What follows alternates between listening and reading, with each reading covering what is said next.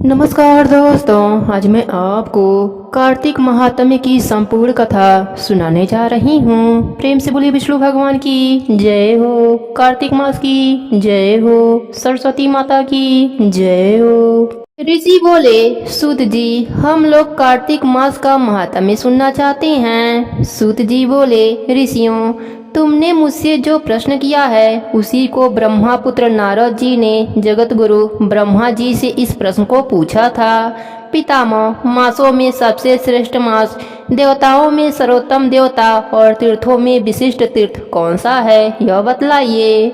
ब्रह्मा जी बोले, मासों में कार्तिक, देवताओं में भगवान विष्णु और तीर्थों में बद्रिकाश्रम श्रेष्ठ है। यह तीनों कलयुग में अत्यंत दुर्लभ है। इतना कहकर ब्रह्मा जी ने भगवान राधा कृष्ण का स्मरण किया और पुनः नारद जी से कहा, बेटा, तुमने समस्त लोगों का उद्धार करने के लिए यह बहुत अच्छा प्रश्न किया है। मैं कार्तिक का महात्म्य कहता हूँ।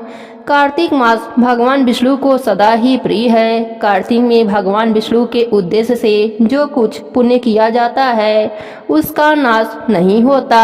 नारद, यह मनुष्य योनि दुर्लभ है। इसे पाकर मनुष्य अपने आप को इस प्रकार रखे कि उसे पुनः नीचे न गिरना पड़े। कार्तिक सब मासों में उत्तम है। यह पुण्यमय वस्तुओं में सबसे अधिक पुण्यतम और पावन पदार्थों में सबसे अधिक पावन है। इस महीने में 33 देवता मनुष्य के सन्निकट हो जाते हैं और इसमें किए हुए स्नान, दान, भोजन, व्रत, तिल, धेनु, सुअर, रजत, भूमि, वस्त्र आदि के दानों को विधि पूर्वक ग्रहण करते हैं। कार्तिक में जो कुछ दिया जाता है वह भी तप किया जाता है। उसे सर्वशक्तिमान भगवान विष्णु ने अक्षय फल देने वाला बतलाया है। भगवान विष्णु के उद्देश्य से मनुष्य कार्तिक में जो कुछ दान देता है उसे वह अक्षय रूप में प्राप्त करता है। उस समय अन्य दान का महत्व अधिक है। उससे पापों का सर्वथा नाश हो जाता है। जो कार्तिक मास प्राप्त हुआ देख पराये अन्य को सर्वथा त्याग देता है वह अतिकृच यज्ञ का फल प्राप्त करता है। कार्तिक मास के समान कोई मास नहीं, सतयुग के समान कोई युग नहीं, वेदों के समान कोई शास्त्र नहीं और गंगा जी के समान दूसरा कोई तीर्थ नहीं। इसी प्रकार अन्य दान के सदृश दूसरा कोई दान नहीं है। दान करने वाले पुरुषों के लिए न्याय उपार्जित द्रव्य के दान का सुअवसर दुर्लभ है। उसका भी तीर्थ में दान किया जाना तो और भी दुर्लभ है। मुनि श्रेष्ठ, पाप से डरने वाले मनुष्यों को कार्तिक मास में शालिग्राम जी का पूजन और भगवान वासुदेव का स्मरण अवश्य ही करना चाहिए। दान आदि करने में असमर्थ मनुष्य प्रतिदिन प्रशंसा पूर्वक नियम से भगवान नामों का स्मरण करे। कार्तिक में भगवान विष्णु की प्रशंसा के लिए विष्णु मंदिर अथवा शिव मंदिर में रात को जागरण करें। शिव और विष्णु के मंदिर न हो तो किसी भी देवता के मंदिर में जागरण करें। यदि दुर्गम वन में स्थित हो या विपत्ति में पड़ा हो तो पीपल के वृक्ष की जड़ में अथवा तुलसी के वन में जागरण करें। भगवान विष्णु के समीप उन्हीं के नामों और लीला कथाओं का गायन करें। यदि आपत्ति में पड़ा हुआ मनुष्य कहीं अधिक जल न पावे अथवा रोगी होने के कारण जल से स्नान न कर सके तो भगवान के नाम से मार्जन मात्र कर ले। व्रत में स्थित हुआ पुरुष यदि उद्यापन की विधि करने में असमर्थ हो, व्रत की समाप्ति के बाद उसकी पूर्णता के लिए केवल ब्राह्मणों को भोजन करावे। जो स्वयं दीप दान करने में असमर्थ हो वह दूसरों के बुझे हुए दिए को जला दे अथवा हवा आदि से यत्न पूर्वक उसकी रक्षा कर दे। भगवान विष्णु की पूजा न हो सकने पर तुलसी अथवा आंवले का भगवत बुद्धि से पूजन कर ले। मन ही मन भगवान विष्णु के नामों का निरंतर कीर्तन करता रहे। गुरु के आदेश देने पर उसके वचन का कभी उल्लंघन न करे। यदि अपने ऊपर दुख आदि आ पड़े तो गुरु की शरण में जाए। गुरु की प्रशंसा से मनुष्य सब कुछ प्राप्त कर लेता है। परम बुद्धिमान कपिल और महातपस्वी सुमति भी अपने गुरु गौतम की सेवा से अमर तत्व को प्राप्त हुए हैं। इसलिए विष्णु भक्त पुरुष कार्तिक में सब प्रकार से यत्न करके गुरु की सेवा करें। ऐसा करने से उसे मोक्ष की प्राप्ति होती है। सब दानों से बढ़कर कन्यादान है, उससे अधिक विद्यादान है। विद्यादान से भी गोदान का महत्व अधिक है और गोदान से भी बढ़कर अन्य दान है, क्योंकि यह समस्त संसार अन्न के आधार पर ही जीवित रहता है। इसलिए कार्तिक में अन्य दान अवश्य करना चाहिए। कार्तिक में नियम का पालन करने पर अवश्य ही भगवान विष्णु का स्वरूप एवं मोक्षदायक पद प्राप्त होता है। कार्तिक में ब्राह्मण पति पत्नी को भोजन कराना चाहिए, चंदन से उनका पूजन करना चाहिए, अनेक प्रकार के वस्त्र, रत्न और कंबल देना चाहिए। ओढ़ने के साथ ही रुईदार बिछावन, जूता और छाता भी दान देना चाहिए। कार्तिक में भूमि पर शयन करने वाला मनुष्य युग युग के पापों का नाश कर डालता है। जो कार्तिक मास में भगवान विष्णु के आगे अरुणोदय काल में जागरण करता है और नदी में स्नान भगवान विष्णु की कथा का श्रवण करता है, वैष्णवों का दर्शन तथा नित्य प्रति भगवान विष्णु का पूजन करता है, उसके पितरों का नरक से उद्धार हो जाता है। अहो, जिन लोगों ने भक्ति पूर्वक भगवान विष्णु का पूजन नहीं किया, वे इस कलयुग की करंदरा में गिरकर नष्ट हो गए, लूट गए। जो मनुष्य कमल के एक फूल से देवताओं के स्वामी भगवान कमलापति की पूजा करता है, वह करोड़ों जन्मों के पापों का नाश कर डालता है। मुनि श्रेष्ठ, जो कार्तिक में 1,00,000 तुलसी दल चढ़ाकर भगवान विष्णु की पूजा करता है, वह एक एक दल पर मुक्ति दान करने का फल प्राप्त कर लेता है। जो भगवान के श्री अंगों से उतारी हुई प्रसाद स्वरूपा तुलसी को मुख में, मस्तक पर और शरीर में धारण करता है तथा भगवान के निर्माल्यों से अपने अंगों का मार्जन करता है, वह मनुष्य संपूर्ण रोगों और पापों से मुक्त हो जाता है। भगवत पूजन संबंधी प्रसाद स्वरूपा शंख का जल, भगवान की भक्ति और निर्माल पुष्प आदि चढ़ोदक, चंदन और धूप ब्रह्म हत्या का नाश करने वाले हैं। नारद, कार्तिक मास में प्रातःकाल स्नान करने और प्रतिदिन अपनी शक्ति के अनुसार ब्राह्मणों को अन्न दान दें, क्योंकि सब दानों में अन्न का दान ही सबसे बढ़कर है। अन्न से ही मनुष्य जन्म लेता और अन्न से ही बढ़ता है। अन्न को समस्त प्राणियों का प्राण माना गया है। अन्न दान करने वाला पुरुष संसार में सब कुछ देने वाला और संपूर्ण यज्ञों का अनुष्ठान करने वाला है। पूर्व काल में सत्य केतु ब्राह्मण ने केवल अन्न दान से सब पुण्यों का फल पाकर परम दुर्लभ मोक्ष को प्राप्त कर लिया था। कार्तिक मास में अनेक प्रकार के दान देकर भी यदि मनुष्य भगवान का चिंतन नहीं करता तो वे दान उसे कभी पवित्र नहीं करते। भगवत नाम स्मरण की महिमा का वर्णन मैं भी नहीं कर सकता। गोविंद गोविंद हरे मुरारे, गोविंद गोविंद मुकुंद कृष्ण, गोविंद गोविंद रथांग पाड़े, गोविंद दामोदर माधवेति। इस प्रकार प्रतिदिन कीर्तन करें। नित्य प्रति भगवत के आधे श्लोक का चौपाई श्लोक का भी कार्तिक में श्रद्धा और भक्ति के साथ अवश्य पाठ करें। जिन्होंने भगवत पुराण का श्रवण नहीं किया, पुराण पुरुष भगवान नारायण की आराधना नहीं करी और ब्राह्मणों के मुख रूपी अग्नि में अन्न की आहुति नहीं दी, उन मनुष्यों का जन्म व्यर्थ ही गया। दरवेश, जो मनुष्य कार्तिक मास में प्रतिदिन गीता का पाठ करता है, उसके पूरे फल का वर्णन करने की शक्ति मुझ में नहीं है।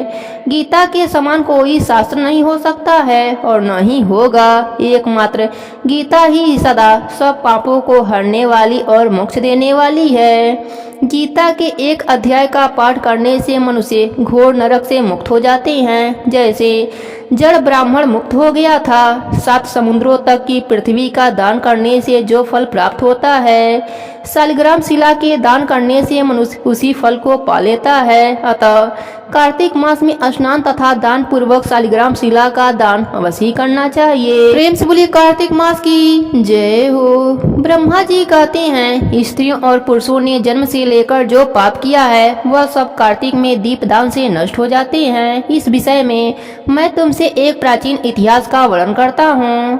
पूर्व काल में दंडित देश में एक बुद्ध नामक ब्राह्मण रहता था। उसकी स्त्री बड़ी दुष्ट और दुराचार परायण थी। उसके सत्संग दोष से पति की आयु क्षीण हो गई और वह मृत्यु को प्राप्त हुआ। पति के मर जाने पर भी वह विशेष रूप से व्यभिचार में लगी रही। उसको लोक निंदा से तनिक भी लज्जा नहीं होती थी। उसके न तो कोई पुत्र थे और न ही भाई। वह सदा भिक्षा के अन्न का भोजन करती थी। अपने हाथ से बनाए हुए शुद्ध अन्न को न खाकर मांग कर लाए हुए बासी अन्न को खाती थी, दूसरे के घर रसोई बनाया करती और तीर्थ यात्रा आदि से दूर रहती थी। उसने कभी कथा भी नहीं सुनी थी।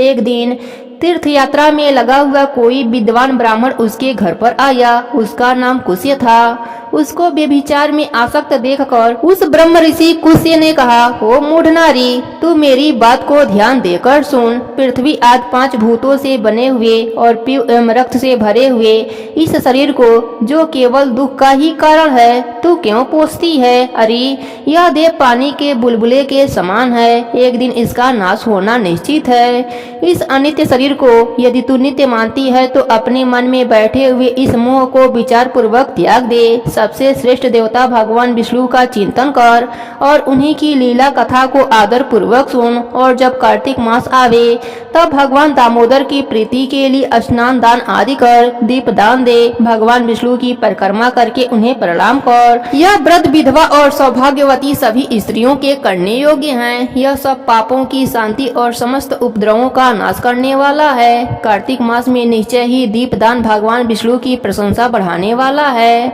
ऐसा कहकर कुछ ब्राह्मण दूसरे घर को चले गए और वह ब्राह्मणी भी कुछ की बात सुनकर पश्चाताप करती हुई इस निश्चय पर पहुंची कि मैं कार्तिक मास में अवश्य व्रत करूंगी। तत्पश्चात कार्तिक मास आने पर उसने पूरे महीने भर प्रातः सूर्य उदय में स्नान और दीपदान किया। तदंतर कुछ काल के बाद आयु समाप्त होने पर उसकी मृत्यु हो गई। वह स्वर्ग लोक में गई और समय अनुसार उसकी मुक्ति भी हो गई। कार्तिक के व्रत में तत्पर हो दीपदान आदि करने वाला जो इस दीपदान का इतिहास सुनता है वह मोक्ष को प्राप्त कर लेता है। नारद, अब आकाश दीप का महात्म्य सुनो। कार्तिक मास आने पर जो प्रातः स्नान में तत्पर हो आकाश दीप का दान करता है वह सब लोगों का स्वामी और सब संपत्तियों से संपन्न होकर इस लोक में सुख भोगता और अंत में मोक्ष को प्राप्त कर लेता है। इसलिए कार्तिक में स्नान दान आदि कर्म करते हुए भगवान विष्णु के मंदिर के कंगूरे पर एक मास तक अवश्य दीप दान करना चाहिए। महाराज सुनंद ने चंद्र शर्मा ब्राह्मण के बताए अनुसार 1 मास तक विधि पूर्वक व्रत किया। वे कार्तिक में प्रतिदिन प्रातः काल स्नान करके पवित्र होते और कोमल तुलसी दल से भगवान विष्णु की पूजा करके रात में उनके लिए आकाश दीप देते थे। दीप देने के समय वे इस मंत्र का उच्चारण करते थे, मैं सर्वस्वरूपा एवं विश्वरूप धारणी भगवान दामोदर को नमस्कार करके यह आकाश दीप देता हूँ, जो भगवान को परम प्रिय है। देवेश्वर, इस व्रत से आप में मेरी भक्ति बढ़े, इस भाव से प्रार्थना करके राजा सुनंद दीप दान करते थे। ब्रह्म मुहूर्त में उठकर वह पुनः आकाश दीप देते थे। उनका प्रातः काल स्नान और भगवान विष्णु की पूजा का क्रम नियम पूर्वक चलता रहा। मास की समाप्ति पर उन्होंने व्रत का उद्यापन करके आकाश दीप के नियमों का भी समाप्त किया और ब्राह्मणों को भोजन कराकर इस विष्णु व्रत की पूर्ति करी। इस पुण्य के प्रभाव से राजा ने इस लोक में स्त्री, पुत्र, पौत्र और स्वजनों के साथ लाख वर्षों तक पार्थिव भोगों का उपभोग किया और अंत में स्त्रियों सहित सुंदर विमान पर आरूढ़ हो 4 भुजधारी, शंख, चक्र, गदा आदि आयुधों से सुशोभित पीताम्बरधारी विष्णु का सा दिव्य शरीर पाकर मोक्ष का आश्रय लिया। वे विष्णु लोक में भगवान विष्णु के ही समान सुख पूर्वक रहने लगे। अतः कार्तिक मास में दुर्लभ मनुष्य जन्म को पाकर भगवान विष्णु को प्रिय लगने वाले आकाश दीप का विधि पूर्वक दान देना चाहिए। जो संसार में भगवान विष्णु की प्रशंसा के लिए आकाश दीप देते हैं वे कभी अत्यंत क्रूर मूर्ख वाले महाराज का दर्शन नहीं करते। प्रेम से बोलिए कार्तिक मास की जय हो। ब्रह्मा जी कहते हैं, कार्तिक मास में जो विष्णु भक्त पुरुष प्रातः काल स्नान करके पवित्र हो कोमल तुलसी दल से भगवान दामोदर की पूजा करता है वह निश्चय ही मोक्ष प्राप्त कर लेता है। जो भक्ति से रहित है वह यदि सुवर्ण आदि से भगवान की पूजा करे तो भी वे उसकी पूजा ग्रहण नहीं करते। सभी वर्णों के लिए भक्ति ही सबसे उत्कृष्ट मानी गई है। भक्तिहीन कर्म भगवान विष्णु को प्रसन्न करने वाला नहीं होता। यदि तुलसी के आधे पत्ते से भी प्रतिदिन भक्ति पूर्वक भगवान की पूजा की जाए तो वे स्वयं आकर दर्शन देते हैं। पूर्व काल में भक्त विष्णु दास भक्ति पूर्वक तुलसी पूजा से शीघ्र ही विष्णु धाम को चला गया और राजा चोल उसकी तुलना में गौड़ हो गए। अब तुलसी का माहात्म्य सुनो, वह पाप का नाश और पुण्य की वृद्धि करने वाली है। अपनी लगाई हुई तुलसी जितना ही अपने मूल का विस्तार करती हैं, उतने ही सहस्त्र युगों तक मनुष्य ब्रह्मलोक में प्रतिष्ठित होता है। यदि कोई तुलसी को संयुक्त जल से स्नान कराता है तो वह सब पापों से मुक्त हो भगवान विष्णु के लोक में आनंद का अनुभव करता है। महामुनि, जो लगाने के लिए तुलसी का संग्रह करता और लगातार तुलसी का वन तैयार करता रहता है, वह उतने ही पाप मुक्त हो ब्रह्म भाव को प्राप्त होता है। जिसके घर में तुलसी का बगीचा विद्यमान है, उसका घर तीर्थ के समान है, वहाँ यमराज के दूत नहीं जाते। तुलसी वन सब पापों को नष्ट करने वाला, पुण्यमय तथा अभिष्ट कामनाओं को देने वाला है। जो श्रेष्ठ मानव तुलसी का बगीचा लगाते हैं, वे यमराज को नहीं देखते। जो मनुष्य तुलसी काष्ठ संयुक्त गंध धारण करते हैं, क्रियमाण पाप उसके शरीर का स्पर्श नहीं करता। जहाँ तुलसी वन की छाया होती है, वहीं पितरों की तृप्ति के लिए श्राद्ध करना चाहिए। जिसके मुख में, कान में और मस्तक पर तुलसी का पत्ता दिखाई देता है, उसके ऊपर यमराज की दृष्टि नहीं पड़ती।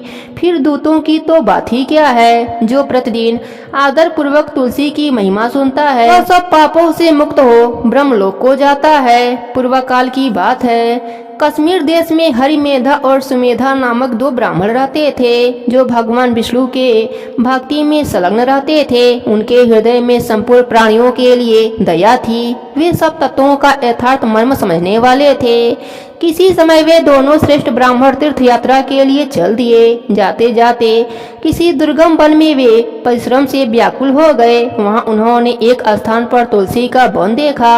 उसमें से सुमेधा ने वहां तुलसी का महान वन देखकर उनकी परिक्रमा करी और भक्ति पूर्वक प्रणाम किया।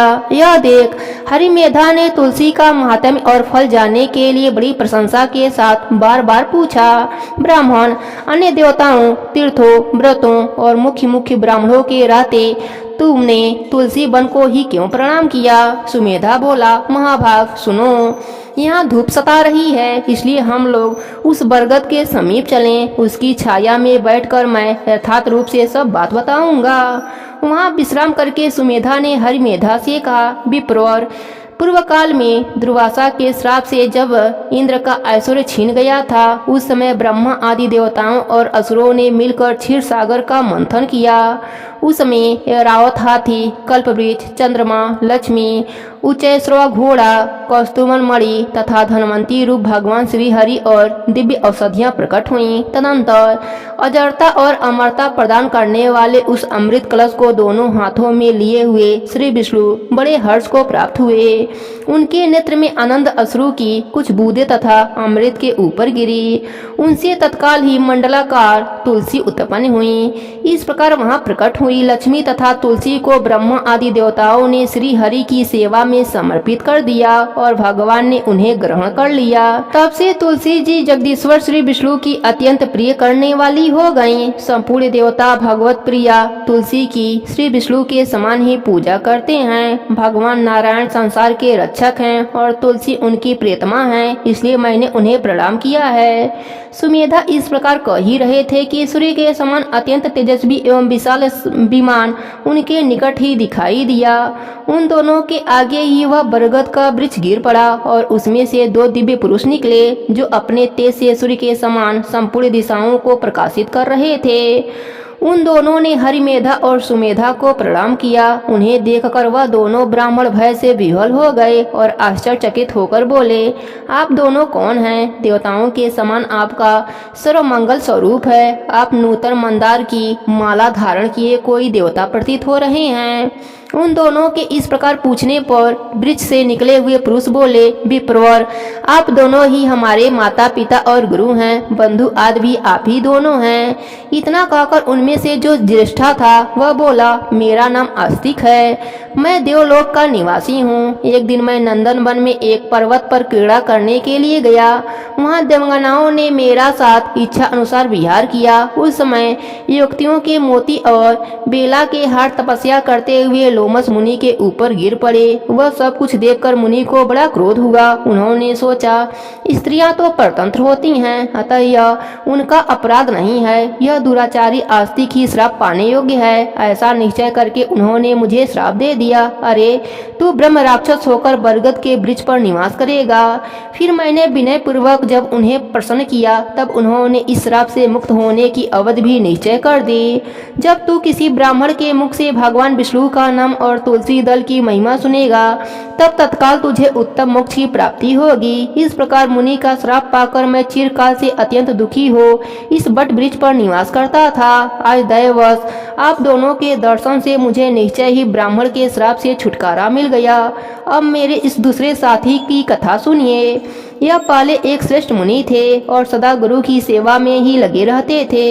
एक समय गुरु की आज्ञा का उल्लंघन करके यह ब्रह्म राक्षस भाव को प्राप्त हो गए, किंतु आपके प्रसाद से इस समय इनकी भी ब्राह्मण के श्राप से मुक्ति हो गई। आप दोनों ने तीर्थ यात्रा का फल तो यहीं साध लिया। ऐसा कहकर वह दोनों उन श्रेष्ठ ब्राह्मणों को बार बार प्रणाम करके उनकी आज्ञा ले प्रशंसा पूर्वक दिव्य धाम को चले गए। तत्पश्चात वे दोनों श्रेष्ठ मुनि परस्पर प्रियमयी तुलसी की प्रशंसा करते हुए तीर्थ यात्रा के लिए चल दिए। इसलिए भगवान विष्णु को प्रशंसा देने वाले इस कार्तिक मास में तुलसी जी की पूजा अवश्य करनी चाहिए।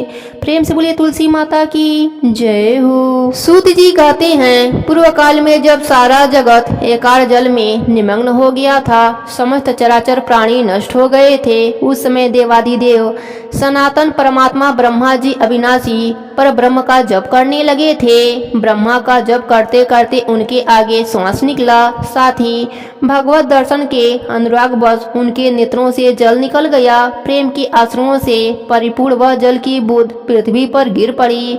उसी से आंवले का महान वृक्ष उत्पन्न हुआ, जिसमें बहुत सी शाखाएं और उप शाखाएं निकली थी। वह फलों से लाद से लदा हुआ था। सब वृक्षों में सबसे पहले आंवला ही प्रकट हुआ, इसलिए उसे आदिरोह कहा गया। ब्रह्मा ने पहले आंवले को उत्पन्न किया, उसके बाद समस्त प्रजा की सृष्टि करी। जब देवता आदि की भी सृष्टि हो गई, तब वे उस स्थान पर आए जहाँ भगवान विष्णु को प्रिय लगने वाला आंवले का वृक्ष था। उसे देखकर देवताओं को बड़ा आश्चर्य हुआ। उसी समय आकाशवाणी हुई, यह आंवले का वृक्ष सब वृक्षों में श्रेष्ठ है, क्योंकि यह भगवान विष्णु को प्रिय है। इसके स्मरण मात्र से मनुष्य गोदान का फल प्राप्त कर सकता है। इसके दर्शन से दुगुना, फल खाने से तिगुना पुण्य होता है। इसलिए सर्वथा यत्न करके आंवले के वृक्ष का सेवन करना चाहिए, क्योंकि वह भगवान विष्णु को परम प्रिय एवं सब पापों का नाश करने वाला है। अतः समस्त कामनाओं की सिद्धि के लिए आंवले के वृक्ष का पूजन करना उचित है। जो मनुष्य कार्तिक में आंवले के वन में भगवान श्री हरि की पूजा तथा आंवले की छाया में भोजन करता है, उसका पाप नष्ट हो जाता है। आंवले की छाया में वह जो भी पुण्य करता है वह कोटि गुना हो जाता है। प्राचीन काल की बात है, कावेरी के उत्तर तट पर देव शर्मा नाम से विख्यात एक श्रेष्ठ ब्राह्मण रहते थे, जो वेद वेदांगों के पारंगत विद्वान थे। उनका एक पुत्र हुआ, जो बड़ा दुराचारी निकला। पिता ने उसे हित की बात बताते हुए कहा, बेटा, इस समय कार्तिक का महीना है, जो भगवान विष्णु को बहुत प्रिय है। तुम इसमें स्नान, दान, व्रत और नियमों का पालन करो। तुलसी के फूल सहित भगवान विष्णु की पूजा करो। भगवान के लिए दीपदान, नमस्कार तथा प्रदक्षिणा करो। पिता की यह बात सुनकर वह दुष्टात्मा पुत्र क्रोध से जल उठा। उसके ओष्ठ फटफटाने लगे तथा उसने पिता की निंदा करते हुए कहा, तात, मैं कार्तिक में पुण्य संग्रह नहीं करूंगा। पुत्र का यह उदंड पूर्व वचन सुनकर देव शर्मा ने क्रोध पूर्वक कहा, ओ दुर्बुद्धि, तू वृक्ष के खोखले में चूहा हो जा। इस श्राप से भय से डरे हुए पुत्र ने पिता को नमस्कार करके पूछा, पूज्यवर, इस घृणित योनि से मेरी मुक्ति कैसे होगी, यह बतलाइए। इस प्रकार पुत्र के द्वारा प्रसन्न किए जाने पर ब्राह्मण ने श्राप निमित्ति का कारण बताया। जब तुम भगवान को प्रिय लगने वाले कार्तिक का व्रत का पवित्र महात्म्य सुनोगे, उस समय उस कथा के श्रवण मात्र से तुम्हारी मुक्ति हो जाएगी। पिता के ऐसा कहने पर वह उसी क्षण चूहा हो गया और कई वर्षों तक सघन वन में निवास करता रहा। एक दिन कार्तिक मास में विश्वामित्र जी अपने शिष्य के साथ साथ उधर आ निकले तथा नदी में स्नान करके भगवान की पूजा करने के पश्चात आंवले की छाया में बैठे। वहां बैठकर वे अपने शिष्यों को कार्तिक मास का महात्म सुनाने लगे। उसी समय कोई दुराचारी व्याध शिकार खेलता हुआ वहां आया। वह प्राणियों की हत्या करने वाला तो था ही, ऋषियों को देखकर उन्हें भी मार डालने की इच्छा करने लगा। परंतु उन महात्माओं के दर्शन से उसके भीतर सुबुद्धि जाग उठी। उसने ब्राह्मणों को नमस्कार करके कहा, आप लोग यहाँ क्या कर रहे हैं? उसके ऐसा पूछने पर विश्वामित्र बोले, कार्तिक मास सब महीनों में श्रेष्ठ बताया जाता है। उसमें जो कर्म किया जाता है वह बरगद के बीज की भांति बढ़ता है। जो कार्तिक मास में स्नान दान और पूजा करते हैं, ब्राह्मण भोजन कराते हैं, उसका वह पूरे अक्षय फल देने वाला बन जाता है। व्याध की प्रेरणा से विश्वामित्र जी ने कहे हुए इस धर्म को सुनकर वह श्राप भ्रष्ट ब्राह्मण कुमार चूहे का शरीर छोड़कर तत्काल दिव्य देह से युक्त हो गया और विश्वामित्र को प्रणाम करके अपना वृत्तांत निवेदन कर ऋषि की आज्ञा ले विमान पर बैठकर स्वर्गलोक को चला गया। इससे विश्वामित्र और व्याध दोनों को बड़ा विस्मय हुआ। व्याध भी कार्तिक व्रत का पालन करके भगवान विष्णु के धाम को गया। इसलिए कार्तिक में सब प्रकार से प्रयत्न करके आंवले की छाया में बैठकर भगवान कृष्ण के सम्मुख कथा श्रवण करें। जो ब्राह्मण कार्तिक मास में आंवले और तुलसी की माला धारण करते हैं उन्हें अनन्य पुण्य की प्राप्ति होती है। जो मनुष्य आंवले की छाया में बैठकर दीपमाला समर्पित करता है उसको अनंत पुण्य प्राप्त होता है। विशेषतः तुलसी वृक्ष के नीचे श्री राधा और श्याम सुंदर भगवान श्री कृष्ण की पूजा करनी चाहिए। तुलसी के अभाव में यह शुभ पूजा आंवले के नीचे करनी चाहिए। जो आंवले की छाया के नीचे कार्तिक में ब्राह्मण दंपति को एक बार भी भोजन देकर स्वयं भी भोजन करता है वह अन्य दोष से मुक्त हो जाता है। लक्ष्मी प्राप्ति की इच्छा रखने वाला मनुष्य सदा आंवले से स्नान करे। विशेषतः एकादशी तिथि को आंवले से स्नान करने पर भगवान विष्णु संतुष्ट होते हैं। नवमी, अमावस्या, सप्तमी, संक्रांति के दिन, रविवार, चंद्र ग्रहण तथा सूर्य ग्रहण के दिन आंवले से स्नान नहीं करना चाहिए। जो मनुष्य आंवले की छाया में बैठकर पिंडदान करता है उसके पितर भगवान विष्णु के प्रसाद से मोक्ष को प्राप्त कर लेते हैं। तीर्थ या घर में जहाँ जहाँ मनुष्य आंवले से स्नान करता है वहाँ वहाँ भगवान विष्णु होते हैं। जिसके शरीर की हड्डी आंवले के रस से धोई जाती है फिर वह गर्भ में वास नहीं करता। जिसके सिर के बाल आंवला मिश्रित जल से रंगे जाते हैं वे मनुष्य कलयुग के दोष का नाश करके भगवान विष्णु को प्राप्त कर लेते हैं। जिस घर में सदा आंवला रखा रहता है वहाँ भूत, प्रेत, कुष्मांड और राक्षस नहीं जाते। जो कार्तिक में आंवले की छाया में बैठकर भोजन करते हैं उसके 1 वर्ष तक अन्य सत्संग से उत्पन्न हुए पाप का नाश हो जाता है। प्रेम से बोलिए विष्णु भगवान की जय हो, कार्तिक मास की जय हो। सूत जी कहते हैं, एक समय हर्षो उल्लास से प्रसन्न मुख वाली देवी सत्यभामा ने भगवान श्री कृष्ण से कहा, भगवंत मैं धन्य हूँ, कृत हूँ और मेरा जीवन सफल है। प्रभु मैंने पूर्व जन्म में कौन सा दान, व्रत अथवा तप किया है जिससे मृत लोक में जन्म लेकर भी मैं आपकी अर्धांगिनी हुई हूँ। जन्म जन्मांतर में मेरा कौन सा स्वभाव था, मैं कौन थी और किसकी पुत्री थी जो इस जन्म में आपकी प्रियतमा पत्नी हुई, यह सब बातें मुझे बताइए। भगवान कृष्ण बोले, प्रिय सतयुग के अंत में हरिद्वार में एक श्रेष्ठ ब्राह्मण रहते थे जिनका नाम देव शर्मा था। वे अग्निकुल में उत्पन्न हुए थे और वेद वेदांगों के पारंगत विद्वान थे। उनकी अवस्था बहुत अधिक हो चली थी किंतु उनके कोई भी पुत्र न हुआ, केवल एक कन्या थी जिसका नाम गुणवंती था।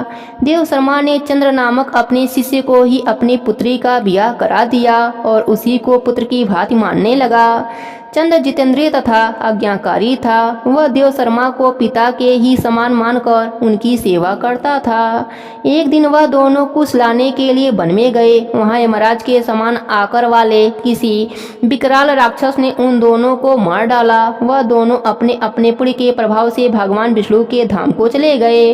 उनके मारे जाने का समाचार सुनकर गुणवंती पिता और पति के वियोग दुख से पीड़ित होकर करुण स्वर में विलाप करने लगी।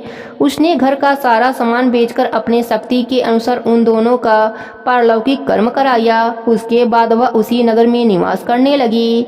जीवित रहने पर भी गुणवंती संसार के लिए मर चुकी थी। उसने होश संभालने के बाद से मृत्यु उपरांत 2 व्रतों का विधि पूर्वक पालन किया। एक तो एकादशी का उपवास और दूसरा कार्तिक मास का भली भांति सेवन। इस प्रकार गुणवंती प्रतिवर्ष कार्तिक का व्रत किया करती थी। एक समय जबकि वह रुग्धा थी, उसके सारे अंग दुर्बल हो गए थे और जोर से वह बहुत पीड़ित थी। किसी तरह धीरे धीरे चलकर गंगा जी में स्नान करने के लिए गई। जो ही जल के भीतर घुसी, शीत से पीड़ित हो कांपती हुई गिर पड़ी।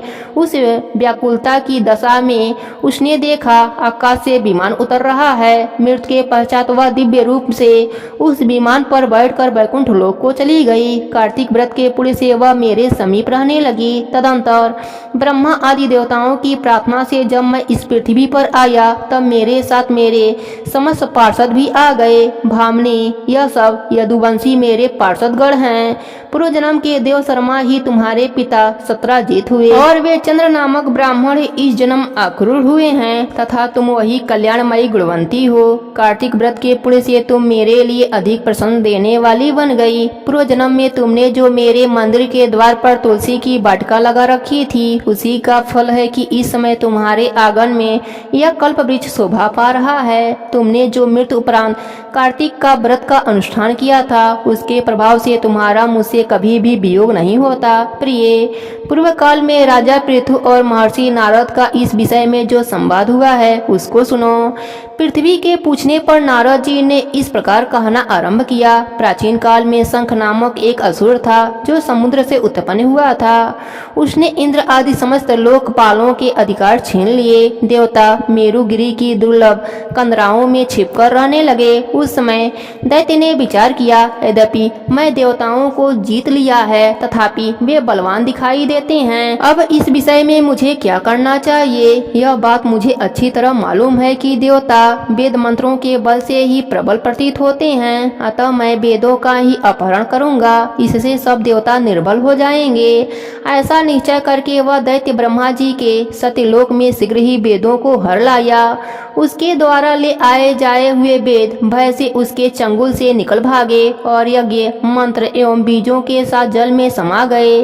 शंखासुर उन्हें ढूंढता और समुद्र के भीतर घुसने लगा, किंतु उसने कहीं भी एक जगह वेद मंत्रों को नहीं देखा। इधर देवताओं ने भगवान विष्णु के पास जाकर उनकी स्तुति करी। तब भगवान जगे और इस प्रकार बोले, देवताओं, मैं तुम्हारे गीत वाद और मंगल साधनों से प्रसन्न होकर तुम्हें वर देने के लिए उद्धत हूँ। कार्तिक शुक्ल पक्ष की एकादशी को तुमने मुझे जगाया है, इसलिए यह तिथि मेरे लिए अत्यंत प्रतिदायिनी और माननीय है। शंखासुर के द्वारा हरे गए संपूर्ण वेद जल में स्थित हैं। मैं सागर पुत्र शंख का वध करके उन वेदों को अभी लाए देता हूँ। इस कार्तिक मास में जो श्रेष्ठ मनुष्य प्रातःकाल स्नान करते हैं, वे सब यज्ञ के अवभृत स्नान द्वारा भली भात नहा लेते हैं।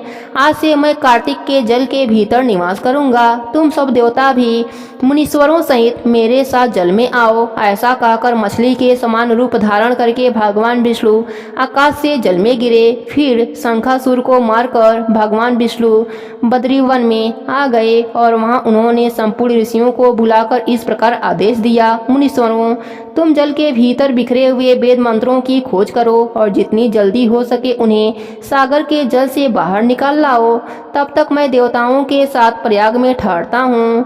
तब तक तपोबल संपन्न महर्षियों ने यज्ञ और बीजों सहित संपूर्ण वेद मंत्रों का उद्धार किया। उनमें से जितने मंत्र जिस ऋषि ने उपलब्ध किए, वही उन मंत्रों का उस दिन से ऋषि माना जाने लगा। तदंतर सब ऋषि एकत्र होकर प्रयाग में गए। वहां उन्होंने ब्रह्मा सहित भगवान विष्णु को उपलब्ध हुए सभी वेद मंत्र समर्पित कर दिए। सब वेदों को पाकर ब्रह्मा जी बड़े प्रसन्न हुए। उन्होंने देवताओं और ऋषियों के साथ प्रयाग में अश्वमेध यज्ञ किया। यज्ञ समाप्त होने पर सब देवताओं ने भगवान से निवेदन किया। देवता बोले, देवादिदेव जगन्नाथ, इस स्थान पर ब्रह्मा जी ने खोए हुए वेदों को पुनः प्राप्त किया है और हमने भी यहाँ आके आपके प्रसाद से यज्ञ भाग पाए हैं। अतः यह स्थान पृथ्वी पर सबसे श्रेष्ठ, पुण्य की वृद्धि करने वाला एवं भोग और मोक्ष प्रदान करने वाला हो। साथ ही यह समय भी महापुण्य फल देने वाला, महाघाती आदि महापापियों की भी शुद्ध करने वाला हो तथा यह स्थान यहाँ दिए हुए दान को अक्षय बना देने वाला हो। यह वर दीजिए। भगवान विष्णु ने देवताओं से कहा, तुमने जो कुछ कहा है वह मुझे भी स्वीकार है।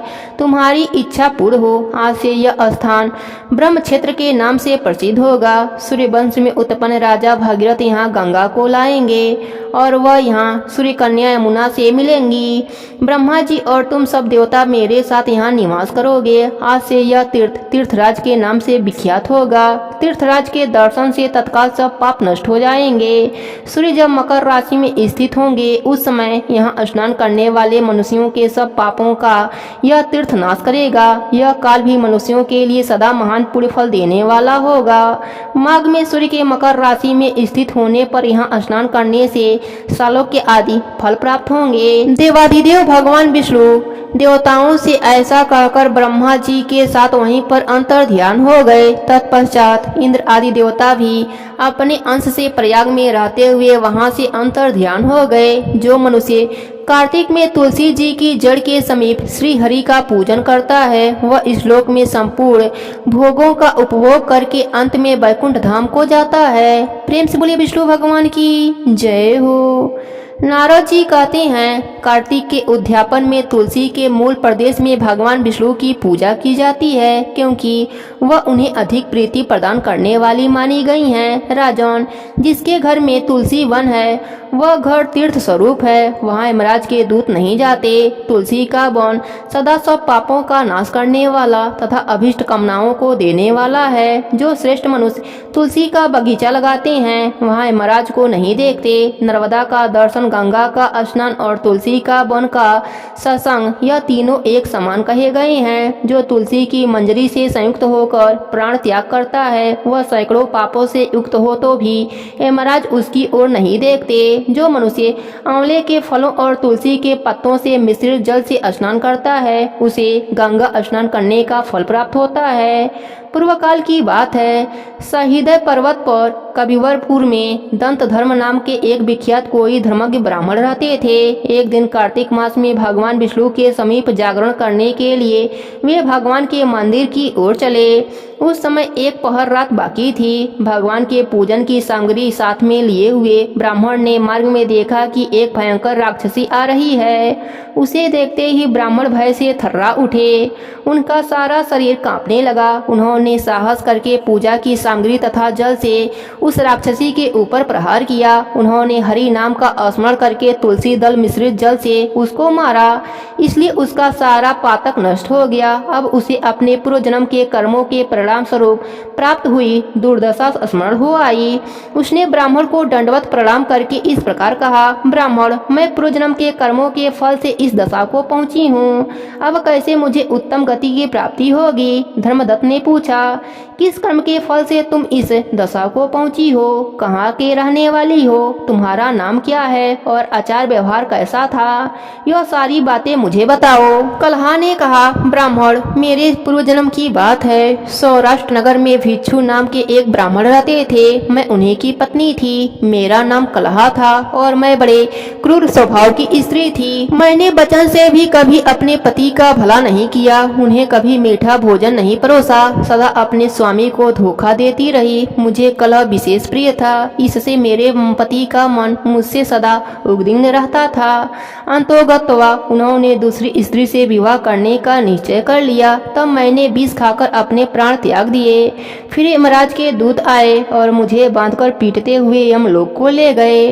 वहाँ यमराज जी ने मुझे देखकर चित्रगुप्त जी से पूछा, चित्रगुप्त, देखो तो सही, इसने कौन सा कर्म किया है? जैसा इसका कर्म होगा उसके अनुसार यह शुभ और अशुभ को प्राप्त करेगी।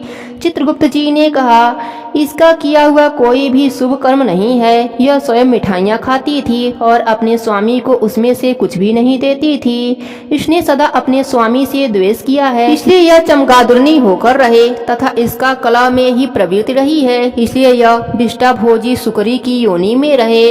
जिस बर्तन में भोजन करती थी उसमें यह सदा अकेले ही खाया करती थी, अतः उसके दोष से यह अपनी ही संतान का भक्षण करने वाली बिल्ली होगी।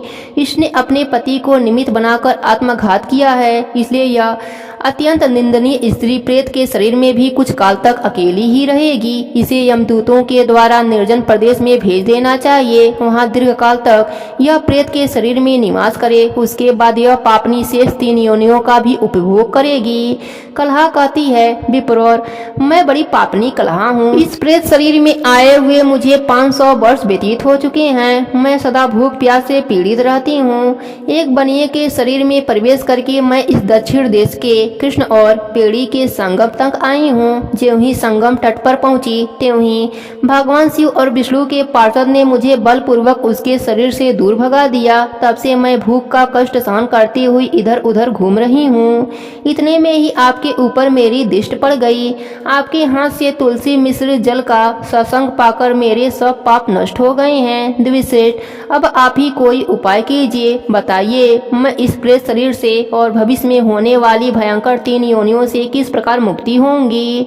कलहा का यह वचन सुनकर द्विश्रेष्ठ धर्मदत्त ने बहुत समय तक सोच विचार करने के बाद कहा, तीर्थ में दान और व्रत आदि सत्कर्म करने से मनुष्य के पाप नष्ट हो जाते हैं, परंतु तू तो प्रेत योनि में है, अतः उन कर्मों को करने की अधिकारिणी नहीं है। इसलिए मैंने जन्म से लेकर अब तक जो कार्तिक का व्रत किया है उसके पुण्य का आधा भाग मैं तुझे देता हूँ, तो उसी से सदगति को प्राप्त हो जाएगी। यह कहकर धर्मदत्त ने द्वादशाक्षर मंत्र का श्रवण कराते हुए तुलसी मिश्र जल से ज्यों ही उसका अभिषेक किया त्यों ही वह प्रेत योनि से मुक्त हो प्रज्वलित अग्नि शिखा के समान तेजस्विनी एवं दिव्य रूप धारी देवी हो गई और सौंदर्य में लक्ष्मी जी की समानता करने लगी। तदंतर उसने भूमि पर दंड की भांति गिरकर ब्राह्मण देवता को प्रणाम किया और हर्ष गदगद बाड़ी में कहने लगी, द्विश्रेष्ठ, आपके प्रसाद से आज मैं इस नरक से छुटकारा पा गई हूँ। मैं पाप के समुद्र में डूब रही थी, आप मेरी नौका के समान हो गए। वह इस प्रकार ब्राह्मण से कह ही रही थी कि आकाश से एक दिव्य विमान उतरता हुआ दिखाई दिया। वह अत्यंत प्रकाशमान एवं विष्णु रूपधारी पार्षदों से युक्त था। विमान के द्वार पर खड़े हुए पुण्यशील और सुशील ने उस देवी को उठाकर श्रेष्ठ विमान पर चढ़ा लिया। तब धर्मदत्त ने बड़े विस्मय के साथ उस विमान को देखा और विष्णु रूपधारी पार्षदों को देखकर साष्टांग प्रणाम किया। पुण्यशील और सुशील ने प्रणाम करने वाले ब्राह्मण को उठाया और उनकी सराहना करते हुए कहा, द्विश्रेष्ठ, तुम्हें साधुवाद है, क्योंकि तुम सदा भगवान विष्णु के भजन में तत्पर रहते हो, दीनों पर दया करते हो, सर्वज्ञ हो तथा भगवान विष्णु के व्रत का पालन करते हो। तुमने बचपन से लेकर अब तक जो कार्तिक का व्रत का अनुष्ठान किया है उसके आधे भाग का दान करने से तुम्हें दूना पुण्य प्राप्त हुआ है और इसके सैकड़ों जन्मों के पाप नष्ट हो गए हैं। अब यह बैकुंठ धाम में ले जाई जा रही है। तुम भी इस जन्म के अंत में अपनी दोनों स्त्रियों के साथ भगवान विष्णु के बैकुंठ धाम में जाओगे। धर्मदत्त, जिन्होंने तुम्हारे समान भक्ति पूर्वक भगवान विष्णु की आराधना की है वे धन्य और कृत हैं। इस संसार में उन्हीं का जन्म सफल है। भली भांति आराधना करने पर भगवान विष्णु देहधारी प्राणियों को क्या नहीं देते हैं। उन्होंने ही उन्नाथ पाद के पुत्र को पूर्व काल में ध्रुव पद पर स्थापित किया। उनके नामों का स्मरण करने मात्र से समस्त जीव सदगति को प्राप्त कर लेते हैं। पूर्व काल में ग्रहग्रस्त गजराज उन्हीं के नामों का स्मरण करने से मुक्त हुआ था। तुमने जन्म से लेकर जो भगवान विष्णु को संतुष्ट करने वाले व्रत का अनुष्ठान किया है उससे बढ़कर न यज्ञ है, न दान है, न तीर्थ है। विप्रवर, तुम धन्य हो, क्योंकि तुमने जगत गुरु भगवान विष्णु को प्रसन्न करने वाला ऐसा व्रत किया है कि जिसके आधे भाग के फल को पाकर यह स्त्री हमारे साथ भगवान के लोक में जा रही है। प्रेम से बोले कार्तिक मास की जय हो। नारद जी कहते हैं, इस प्रकार विष्णु पार्षदों के वचन सुनकर धर्मदत्त ने कहा, प्रायः सभी मनुष्य भक्तों का कष्ट दूर करने वाले श्री विष्णु की यज्ञ, दान, व्रत, तीर्थ सेवन तथा तपस्याओं के द्वारा विधि पूर्वक आराधना करते हैं। उन समस्त साधनों में कौन सा ऐसा साधन है जो भगवान विष्णु की प्रशंसा को बढ़ाने वाला तथा उनके सामीप्य की प्राप्ति कराने वाला है। दोनों पार्षद अपने पूर्वजन्म की कथा कहने लगे। ब्राह्मण, पहले कांचीपुरी में चोल नामक एक चक्रवर्ती राजा हो गए हैं। उन्हीं के नाम पर उनके अधीन रहने वाले सभी देश चोल नाम से विख्यात हुए। राजा चोल जब इस भूमंडल का शासन करते थे उस समय उनके राज्य में कोई भी मनुष्य दरिद्र, दुखी, पापी के मन लगाने वाला अथवा रोगी नहीं था। एक समय की बात है, राजा चोल अनंत शयन नामक तीर्थ में गए, जहाँ जगदीश्वर भगवान विष्णु ने योग निद्रा का आश्रय लेकर शयन किया था। वहाँ भगवान विष्णु के दिव्य विग्रह की राजा ने विधि पूर्वक पूजा करी। दिव्य मणि, मुक्ता फल तथा सुवर्ण के बने हुए सुंदर पुष्पों से पूजन करके राजा ने साष्टांग प्रणाम किया। प्रणाम करके वे ज्यों ही बैठे उसी समय उनकी दृष्टि भगवान के पास आते हुए एक ब्राह्मण पर पड़ी जो उन्हीं की कांची नगरी के निवासी थे। उनका नाम विष्णु दास था। उन्होंने भगवान की पूजा के लिए अपने हाथ में तुलसी दल और जल ले रखा था। निकट आने पर उन महर्षि ने विष्णु सूक्त का पाठ करते हुए देवादिदेव भगवान को स्नान कराया और तुलसी की मंजरी तथा पत्तों से उनकी विधिवत पूजा करी। राजा चोल जो पहले रत्नों से भगवान की पूजा की थी वह सब तुलसी पूजा से ढक गई। यह देखकर राजा कुपित होकर बोले, विष्णुदास, मैंने मणियों तथा सुवर्ण से भगवान की पूजा की थी, वह इनकी शोभा बढ़ा रही थी। तुमने तुलसी दल चढ़ाकर उसे ढक दिया। बताओ ऐसा क्यों किया? मुझे तो ऐसा जान पड़ता है कि तुम दरिद्र और गंवार हो, भगवान विष्णु की भक्ति को बिल्कुल भी नहीं जानते हो।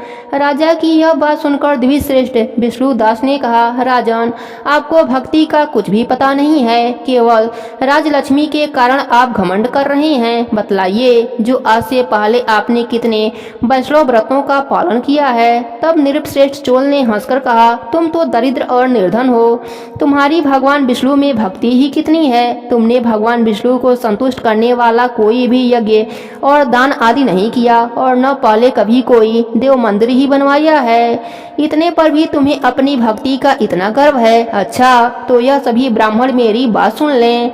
भगवान विष्णु के दर्शन पहले मैं करता हूँ या यह ब्राह्मण, इस बात को आप लोग सब देखें, फिर हम दोनों में से किसकी भक्ति कैसी है यह सब लोग स्वतः ही जान लेंगे। ऐसा कहकर राजा अपने राजभवन को चले गए। वहाँ उन्होंने महर्षि मुग्दल को आचार्य बनाकर वैष्णव यज्ञ आरंभ किया। उधर सदैव भगवान विष्णु को प्रसन्न करने वाले शास्त्रोक्त नियमों में तत्पर विष्णुदास भी व्रत का पालन करते हुए वहीं भगवान विष्णु के मंदिर में टिक गए। उन्होंने माघ और कार्तिक के उत्तम व्रत का अनुष्ठान, तुलसी वन की रक्षा, एकादशी को द्वादश ओम नमो भगवते वासुदेवाय मंत्र का जप, नित्य गीत आदि मंगलमय आयोजन के साथ प्रतिदिन खड़ोपचार के भगवान की पूजा करने लगे और नियमों का आचरण किया। वे प्रतिदिन चलते फिरते और सोते सब समय भगवान विष्णु का स्मरण किया करते थे। उनकी दृष्टि सर्वत्र सम हो गई थी। वे सब प्राणियों के भीतर एकमात्र भगवान विष्णु को ही स्थिर देखते थे। इस प्रकार राजा चोल और विष्णुदास दोनों ही भगवान लक्ष्मीपति की आराधना में संलग्न थे। दोनों ही अपने अपने व्रतों में स्थिर रहते थे और दोनों ही संपूर्ण इंद्रियां तथा समस्त कर्म भगवान विष्णु को समर्पित कर चुके थे। इस अवस्था में उन दोनों ने दीर्घ काल तक व्यतीत किया। एक दिन की बात है, विष्णुदास ने नित्य कर्म करने के पश्चात भोजन तैयार किया, किंतु कोई अलिच्छित रहकर उसको चुरा ले गया। विष्णुदास ने देखा भोजन नहीं है, परंतु उन्होंने दोबारा भोजन नहीं बनाया, क्योंकि ऐसा करने पर सायंकाल की पूजा के लिए उन्हें अवकाश नहीं मिलता। अतः प्रतिदिन के नियम का भंग हो जाने का भय था। दूसरे दिन पुनः उसी समय पर भोजन बनाकर वे ज्यों ही भगवान विष्णु को भोग अर्पित करने के लिए गए, त्यों ही किसी ने आकर फिर सारा भोजन हड़प लिया। इस प्रकार लगातार 7 दिनों तक कोई आकर उनके भोजन को अपहरण कर लेता। इससे विष्णुदास को बड़ा विस्मय हुआ। वे मन ही मन इस प्रकार विचार करने लगे, अहो, कौन प्रतिदिन आकर मेरी रसोई चुरा लेता है। यदि दोबारा रसोई बनाकर भोजन करूंगा तो सायंकाल की पूजा छूट जाएगी।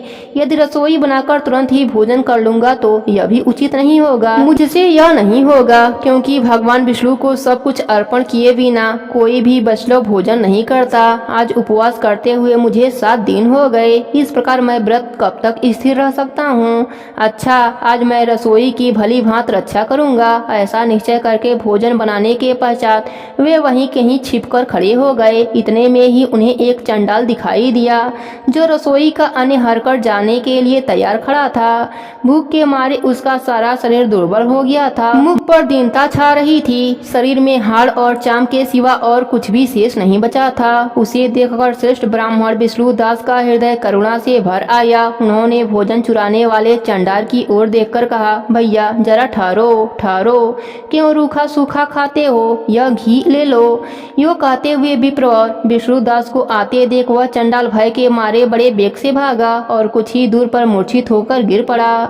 चंडाल को भयभीत और मूर्छित देखकर द्विश्रेष्ठ विष्णुदास बड़े वेग से उसके समीप आए तथा दयावश अपने वस्त्र के छोर से उसको हवा देने लगे। तदंतर जब वह उठकर खड़ा हुआ तब विष्णुदास ने देखा वहाँ चंडाल नहीं है, साक्षात भगवान नारायण ही शंख चक्र और गदा धारण किए सामने उपस्थित हैं। अपने प्रभु को प्रत्यक्ष देखकर विष्णुदास सात्विक भावों के वशीभूत हो गए। वे स्तुति और नमस्कार करने में भी समर्थ न हो सके। तब भगवान विष्णु ने सात्विक व्रत का पालन करने वाले अपने भक्त विष्णुदास को छाती से लगा लिया और उन्हें अपने ही जैसा रूप देकर वे वैकुंठ धाम को चले गए। इस समय यज्ञ में दीक्षित हुए राजा चोल ने देखा विष्णुदास एक श्रेष्ठ विमान पर बैठकर भगवान विष्णु के समीप जा रहे हैं। विष्णुदास को वैकुंठ धाम में जाते हुए देखकर राजा ने शीघ्र ही अपने गुरु महर्षि मुग्दल को बुलाया और इस प्रकार कहना आरंभ किया, जिसके साथ स्पर्धा करके मैंने इस यज्ञ दान आदि कर्म का अनुष्ठान किया है, वह ब्राह्मण आज भगवान विष्णु का रूप धारण करके मुझसे पहले ही वैकुंठ धाम को जा रहे हैं। मैंने इस वैष्णव याग में भली भांति दीक्षित होकर अग्नि में हवन किया और दान आदि के द्वारा ब्राह्मणों का मनोरथ पूर्ण किया, तथापि अभी तक भगवान विष्णु मुझ पर प्रसन्न नहीं हुए और इस विष्णुदास को केवल भक्ति के ही कारण श्री हरि ने प्रत्यक्ष दर्शन दिया है। अतः यह जान पड़ता है भगवान विष्णु केवल दान और यज्ञों से प्रसन्न नहीं होते, उन प्रभु का दर्शन कराने में भक्ति ही प्रधान कारण है। दोनों पार्षद कहते हैं, यो कहकर राजा ने अपने भांजे को राज सिंहासन का अधिकारी नियुक्त कर दिया। वे बचपन से ही यज्ञ की दीक्षा लेकर उसी में संलग्न रहने लगे थे, इसलिए उन्हें कोई पुत्र नहीं हुआ था। यही कारण है कि उस देश में अब तक भांजे ही राज्य के उत्तराधिकारी होते हैं। भांजे को राज्य देकर राजा यज्ञशाला में गए और यज्ञ कुंड के सामने खड़े होकर भगवान विष्णु को संबोधित करते हुए 3 बार उच्चारण से निम्नलिखित वचन बोले, भगवान विष्णु आप मुझे मन वाणी शरीर और क्रिया द्वारा होने वाले अविचल भक्ति प्रदान कीजिए। यो कहकर वे सबके देखते ही अग्निकुंड में कूद पड़े। बस उसी क्षण भक्त वत्सल भगवान विष्णु अग्निकुंड में प्रकट हो गए। उन्होंने राजा को छाती से लगाकर एक श्रेष्ठ विमान पर बैठाया और उन्हें साथ ले वैकुंठ धाम को प्रस्थान किए। नारद जी कहते हैं, राजन, जो विष्णुदास थे वह पुण्यशील नाम से प्रसिद्ध भगवान के पार्षद हुए और जो राजा चोल थे उनका नाम सुशील हुआ। इन दोनों को अपने ही समान रूप देकर भगवान लक्ष्मीपति ने अपना द्वारपाल बना लिया। प्रेम से बोलिए कार्तिक मास की जय हो। धर्मदत्त ने पूछा, मैंने सुना है कि जय और विजय भी भगवान विष्णु के द्वारपाल हैं। उन्होंने पूर्व जन्म में कौन सा पुण्य किया था जिससे वे भगवान के समान रूप धारण करके वैकुंठ धाम के द्वारपाल हुए। दोनों पार्षदों ने कहा, ब्राह्मण, पूर्व काल में तृणबिंदु की कन्या देवहूति के गर्भ से महर्षि कर्मद की दृष्टि मात्र से 2 पुत्र उत्पन्न हुए। उनमें से बड़े का नाम जय और छोटे का नाम विजय था। पीछे उसी देवहूति के गर्भ से योग धर्म के जानने वाले भगवान कपिल उत्पन्न हुए। जय और विजय सदा भगवान विष्णु की भक्ति में तत्पर रहते थे। वह नित्य अष्टाक्षर ओम नमो नारायण मंत्र का जप और वैष्णव व्रतों का पालन करते थे। एक समय राजा मरुत ने उन दोनों को अपने यज्ञ में बुलाया। वहाँ जय ब्रह्म बनाए गए और विजय आचार्य। उन्होंने यज्ञ की संपूर्ण विधि पूर्ण करी। यज्ञांत में अवभृत स्नान के पश्चात राजा मरुत ने उन दोनों को बहुत सा धन दिया। धन लेकर दोनों भाई अपने आश्रम पर गए। वहाँ उस धन का विभाग करते समय दोनों में झगड़ा शुरू हो गया। जय ने कहा, इस धन को बराबर बराबर बांट लिया जाए। विजय ने कहा, नहीं, जिसको जो मिला है वह उसी के पास रहेगा। तब जय ने क्रोध में आकर लोभी विजय को श्राप दे दिया, तू ग्रहण करके देता देखते नहीं हो, इसलिए ग्रास हो जाओ। जय की इस श्राप को सुनकर विजय ने भी श्राप दिया, तुमने मत के भ्रम होकर श्राप दिया है, इसलिए तू हाथी बन जा। तत्पश्चात उन्होंने भगवान से श्राप निवृत्ति के लिए प्रार्थना करी। भगवान ने कहा, तुम मेरे भक्त हो, तुम्हारा वचन कभी असत्य नहीं होगा। तुम दोनों अपने ही दिए हुए इन श्रापों को भोग कर फिर मेरे धाम को प्राप्त हो जाओगे। ऐसा कहकर भगवान विष्णु अंतर ध्यान हो गए। तदंतर वह दोनों गंडकी नदी के तट पर ग्रास और गज बन गए। उस योनि में भी उन्हें पूर्व जन्म की बातें स्मरण बनी रही। वे विष्णु के व्रतों में तत्पर रहे। किसी समय वह गजराज कार्तिक मास में स्नान के लिए गंडकी नदी में गया। उस समय ग्रास ने श्राप के हेतु को स्मरण करते हुए उस गज का पैर पकड़ लिया। ग्रास से पकड़े जाने पर गजराज ने भगवान रमानाथ का स्मरण किया। तब भगवान विष्णु शंख चक्र और गदा धारण किए हुए वहां प्रकट हो गए। उन्होंने चक्र चलाकर ग्रास और गजराज दोनों का उद्धार किया और उन्हें अपने ही जैसा रूप देकर वैकुंठ धाम को ले गए। तब से वह स्थान हरि क्षेत्र के नाम से प्रसिद्ध है। वे ही दोनों विश्वविख्यात जय और विजय हैं, जो भगवान विष्णु के द्वारपाल हुए हैं। धर्मदत्त, तुम भी मात्सर्य और दंभ का त्याग करके सदा भगवान विष्णु के व्रत में स्थिर रहो। समदर्शी बनो। कार्तिक, माघ, वैशाख के महीनों में सदैव प्रातः काल स्नान करो। एकादशी व्रत के पालन में स्थिर रहो। तुलसी के बगीचे की रक्षा करते रहो। ऐसा करने से तुम भी शरीर का अंत होकर भगवान विष्णु के परम पद को प्राप्त हो जाओगे। भगवान विष्णु को संतुष्ट करने वाले तुम्हारे इस व्रत से बढ़कर न यज्ञ है, न दान है, न तीर्थ है। विप्रवर, तुम धन्य हो। इसके व्रत के आधे भाग का फल पाकर यह स्त्री हमारे द्वारा वैकुंठ धाम में ले जाई जा रही है। नारद जी कहते हैं, राजन, धर्मदत्त को इस प्रकार उपदेश करके वह दोनों विमानचारी पार्षद उस कलहा के साथ वैकुंठ धाम को चले गए। धर्मदत्त जीवन भर भगवान के व्रत में स्थिर रहे और देहावंत के बाद उन्होंने अपनी दोनों स्त्रियों के साथ वैकुंठ धाम को प्राप्त हो गए। इस प्राचीन इतिहास को जो कोई सुनता या सुनाता है, वह जगत गुरु भगवान की कृपा से उनका सानिध्य प्राप्त करने वाली उत्तम गति को पाता है।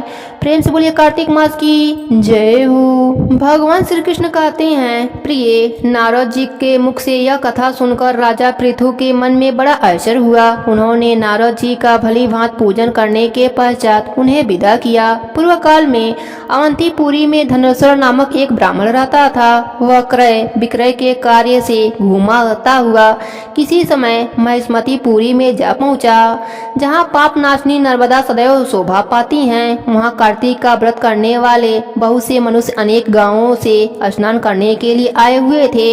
धनेश्वर ने उन सबको देखा और अपना सामान बेचता हुआ वहां एक मास तक रहा। वह प्रतिदिन नर्मदा के किनारे घूम घूम कर स्नान, जप और देव आचार्य में लगे हुए ब्राह्मणों को देखता और वैष्णव के मुख से भगवान विष्णु के नामों का कीर्तन सुनता था। इस प्रकार नर्मदा तट पर रहते हुए उसको जब एक मास बीत गया, तब एक दिन अकस्मात उसे किसी काले सांप ने डस लिया। इससे विवल होकर वह भूमि पर गिर पड़ा। यमदूत उसे बांध कर ले गए और कुंभी पाक में डाल दिए। वहां उसके गिरते ही सारा कुंड शीतल हो गया। ठीक उसी समय जैसे पूर्व काल में प्रहलाद जी को डालने से दैत्य की जलाई हुई आग ठंडी हो गई थी। तदंतर यमराज इस विषय में पूछताछ करने लगे। इतने में ही वह नारद जी आए और इस प्रकार बोले, सूर्यनंदन, यह नरकों का उपभोग करने योग्य नहीं है। जो मनुष्य पुण्य कर्म करने वाला लोगों का दर्शन, स्पर्श और उनके साथ वार्तालाप करता है, वह उसके पुण्य का 6वां अंश प्राप्त कर लेता है। यह धनेश्वर तो एक मास तक श्री हरि के कार्तिक व्रत का अनुष्ठान करने वाले असंख्य मनुष्यों के संपर्क में रहा है, अतः यह उन सबके पुण्यांश का भागी हुआ है। इसको अनिच्छा से पुण्य प्राप्त हो गया है, इसलिए यह यज की योनि में रहे और पाप भोग के रूप में सब नरकों का दर्शन मात्र करने से ही यातना से मुक्त हो जाएगा। प्रिय, यो कहकर देवर्षि नारद चले गए। तब प्रेतराज ने धनेश्वर को नरकों के समीप ले जाकर उन सबको दिखाते हुए कहा, धनेश्वर, महान भय देने वाले इन नरकों को देखो। इनमें पापी पुरुष सदा दूतों द्वारा पकाए जाते हैं। इन नरकों के पृथक पृथक 84 भेद हैं। तुम्हें कार्तिक व्रत करने वाले पुरुषों का सत्संग प्राप्त हुआ था, उससे पुण्य की वृद्धि हो जाने के कारण यह सभी नरक तुम्हारे लिए निश्चय ही नष्ट हो गए हैं। इस प्रकार धनेश्वर को नरकों का दर्शन कराकर प्रेतराज उसे यक्षलोक में ले गए। वहां जाकर वह यक्ष हुआ। वहीं कुबेर के अनुचर धन यक्ष के नाम से प्रसिद्ध हुआ। सूत जी कहते हैं, इस प्रकार अपनी अत्यंत प्रिय सत्यभामा को यह कथा सुनाकर भगवान कृष्ण संध्या उपासन करने के लिए माता के घर को चले गए। ब्रह्मा जी कहते हैं, नारद, यदि कार्तिक व्रत करने के लिए अपने में समर्थ न हो तो अन्य उपाय से भी इसका फल प्राप्त कर सकते हैं। ब्राह्मणों को धन देकर कार्तिक व्रत के उत्तम फल को ग्रहण करें। शिष्य से, वृत्त वर्ग से, स्त्रियों से अथवा अपने किसी विश्वास पात्र मनुष्य से भी व्रत का पालन करवाएं। ऐसा करने से भी मनुष्य फल का भागी होता है। नारद जी ने पूछा, पितामह, यह कार्तिक व्रत थोड़े परिश्रम द्वारा साध्य होने वाला और महान फल देने वाला है, तो भी मनुष्य इसे क्यों नहीं करते हैं? ब्रह्मा जी ने कहा, काम, क्रोध और लोभ के वशीभूत होने वाले मनुष्य व्रत आदि धर्मकृत नहीं कर पाते। जो इससे मुक्त हैं वे ही धर्म कार्य करते हैं। इस पृथ्वी पर श्रद्धा और मेधा यह दो वस्तुएं होती हैं जो काम, क्रोध आदि का विनाश करने वाली हैं। इससे व्याप्त मनुष्य भगवान विष्णु का श्रवण, कीर्तन आदि करता है, पर जिसकी बुद्धि खोटी है वह यह सब नहीं करता। इसी से वह अंधकार पूर्वक नरक में गिरता है। पढ़ाने से, यज्ञ कराने से और एक पंक्ति में बैठकर भोजन करने से मनुष्य दूसरों के किए हुए पुण्य और पाप का चौथाई भाग प्राप्त कर लेता है। एक आसन पर बैठने, एक सवारी पर यात्रा करने तथा श्वास से शरीर का स्पर्श होने से मनुष्य निश्चय ही पुण्य और पाप के छठवें अंश के फल का भागी होता है। दूसरे के स्पर्श से, भाषण से तथा उसकी प्रशंसा करने से भी मानव सदा उसके पुण्य और पाप के 10वें अंश को पा लेता है। दर्शन और श्रवण से अथवा मन के द्वारा उसका चिंतन करने वह दूसरे के पुण्य और पाप का शतांश प्राप्त कर लेता है। जो दूसरे की निंदा करता, चुगली खाता तथा उसे धिक्कार देता, वह उसके किए हुए पातक को स्वयं लेकर बदले में उसे अपना पुण्य दे देता है। जो मनुष्य किसी पुण्य कर्म करने वाले पुरुष की सेवा करता है, वह यदि उसकी पत्नी, भृत्य और शिष्यों से भिन्न है तथा उसे उसकी सेवा के अनुरूप कुछ धन नहीं दिया जा रहा है, तो वह भी सेवा के अनुसार उस पुण्यात्मा के पुण्य फल का भागी होता है। जो एक पंक्ति में बैठे हुए पुरुष को रसोई परोसते समय छोड़कर आगे बढ़ जाता है, उसके पुण्य का 6वां अंश वह छूटा हुआ व्यक्ति पा लेता है। स्नान और संध्या आदि करते समय जो दूसरे का स्पर्श अथवा दूसरे से भाषण करता है, वह अपने कर्मजनित पुण्य का 6वां अंश उसे निश्चय ही दे डालता है। जो धर्म के उद्देश्य से दूसरे के पास जाकर धन की याचना करता है, उसके उस पुण्य जनित कर्म का फल का भागी धन देने वाला होता है। जो दूसरों का धन चुराकर उसके द्वारा पुण्य कर्म करता है, वहाँ कर्म करने वाला जो पापी होता है, वह जिसका धन चुराकर उस कर्म में लगाया गया है, वही उसके पुण्य फल को प्राप्त कर लेता है।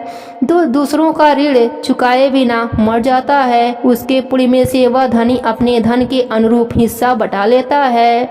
जो बुद्धि देने वाला, अनुमोदन करने वाला, साधन सामग्री देने वाला तथा बल लगाने वाला है, वह भी पुण्य पापों में से 6वें अंश को ग्रहण कर लेता है। प्रजा के पुण्य और पाप में से 6वां अंश राजा लेता है। इसी प्रकार शिष्य से गुरु, स्त्री से उसका पति और पुत्र से उसका पिता पुण्य पाप का 6वां अंश ग्रहण करते हैं। स्त्री भी यदि अपने पति के मन के अनुकूल चलने वाली और सदा उसे संतुष्ट रखने वाली हो, तो वह उसके पुण्य का आधा भाग प्राप्त कर लेती है। जो दूसरे के हाथ से दान आदि पुण्य कर्म कराता है, उसके पुण्य का 6वां अंश वह करता ही ले लेता है। परंतु यदि वह पुत्र अथवा वृद्ध हो तो घनाष्ट का भागी नहीं होता। वृत्ति देने वाला पुरुष वृत्ति भोगने वाले के पुण्य का 6वां अंश लेता है, किंतु ऐसा तभी होता है जब वह उस वृत्ति भोगने वाले से अपनी या दूसरे की सेवा न कराता हो। इस प्रकार दूसरों के द्वारा संचित किए हुए पुण्य पाप बिना दिए हुए भी आ जाते हैं। पूर्व काल में एक दम्भी तपस्वी पतिव्रता स्त्री के शुद्ध प्रभाव से पिता माता और पूजन देखने से कार्तिक व्रत का सेवन करके उत्तम लोक को प्राप्त हो गया था। नारद जी ने कहा, भगवान, मैं मासोपवास की विधि और उसके फल का यथोचित वर्णन सुनाना चाहता हूँ। ब्रह्मा जी ने कहा, नारद, जैसे देवताओं में भगवान विष्णु श्रेष्ठ हैं, उसी प्रकार संपूर्ण व्रतों में यह मासोपवास का व्रत श्रेष्ठ है। अपने शरीर के बलाबल को समझकर मासोपवास व्रत करना चाहिए। आश्विन के शुक्ल पक्ष की एकादशी को उपवास करके 30 दिनों के लिए इस व्रत को ग्रहण करना चाहिए। उतने दिनों तक भगवान के मंदिर में जाकर तीनों समय भक्ति पूर्वक नैवेद्य, धूप, दीप और नाना प्रकार के पुष्पों से मन, वाणी और क्रिया द्वारा भगवान गरुड़ ध्वज की पूजा करनी चाहिए।